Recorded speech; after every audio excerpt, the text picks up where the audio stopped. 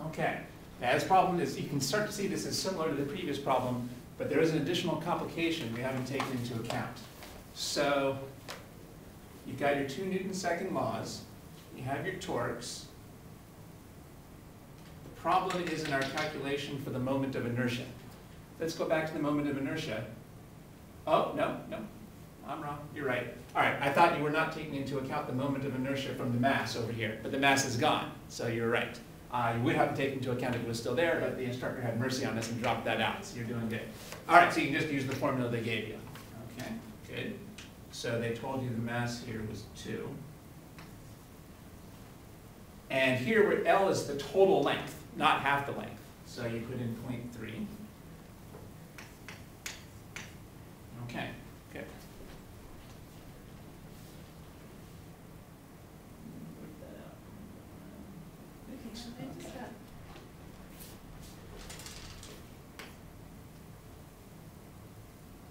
I sat here for a while, I could probably work with something, but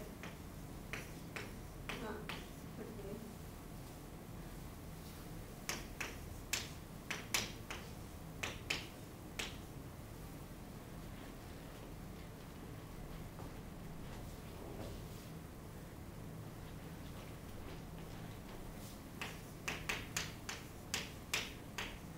So here's where you are right now? Yeah. So now what?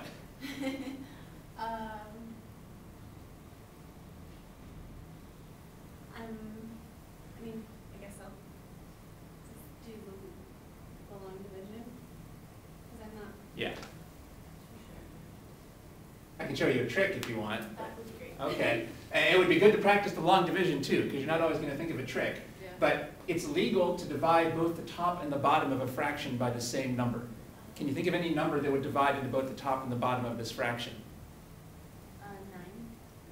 Oh, I wasn't thinking of that, but that's even better. I was thinking of 2, but 9 is even better, absolutely.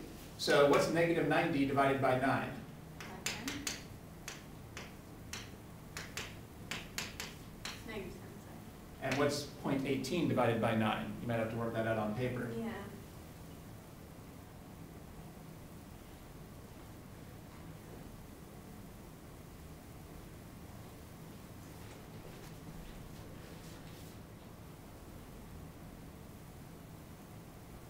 Looks like we should review a little how to work with decimals and divisions. That would, since you can't use a calculator in the test, that would be some good preparation. So, Is it 0.02? yeah. Now, when you're doing a division, is it okay to have a decimal point that you're dividing into? Yes. I think your first instinct was that you were trying to move the decimal point over here. Yeah. But we don't need to do that. It's okay to have a decimal point over here. Yeah. What you're not allowed to do is have a decimal point over here.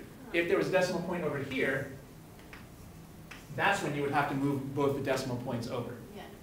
But it's perfectly okay to have a decimal point in here. All you do is bring the decimal point vertically up. Right. 9 goes into 1 0 times, and it goes into 18 2. So I think this is the answer you came up with, 0.02. All right, that trick didn't make things that much simpler. All right, but this is something you should watch out for on divisions. You can simplify a division by dividing both the top and the bottom by the same number. The good thing about this is these were short divisions, not long divisions, because we used a single digit number. But we're still going to have to do a little more division. So what would you do now?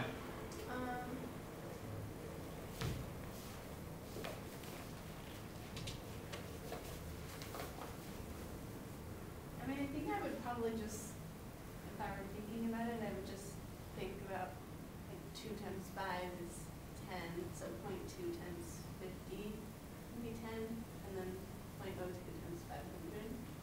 So you're thinking it's 500? Maybe. I think that's right, but let's check that.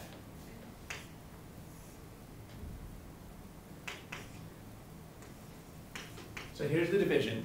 So Is it okay to have this decimal point here? No, I need No. to move over. So what number do I end up with in here? 1,000. Right. If I move this decimal point twice, I have to move this decimal point twice, and it looks like we're confirming that your answer was correct. Okay. And it was a negative sign, so that would be negative 500.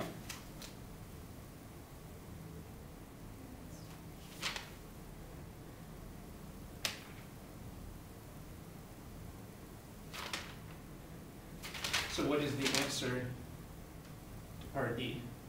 Negative 500 radians per second squared. It's good that you're seeing those units. What's the significance of the negative sign? Actually, sorry, I don't know why I said. Oh, actually, yeah, it is negative because we decided that the clockwise direction was positive, and it's going to be moving, accelerating in the counterclockwise direction. That's right. Remember that all this time the bicep has been straining to keep the arm up, fighting against the weight that used to be over here. Well, if you suddenly, if the weight suddenly leaves, what's going to happen is the arm is going to shoot up for a second because it's putting in some strain that's not going to be counterbalanced anymore. So in fact, if this hadn't come out negative, we would have known we made a mistake. This actually is right in line with what we should have expected. All right, so the one part that gave us some difficulty here was the calculations. My experience is that there are no college students that remember how to divide decimals. So it's important that if you're not allowed to use a calculator to actually go back and remember how to do it. It's okay to have a decimal in here, but if there's a decimal out here, you have to move it over, and then move the decimal point over here the same number of times. Okay.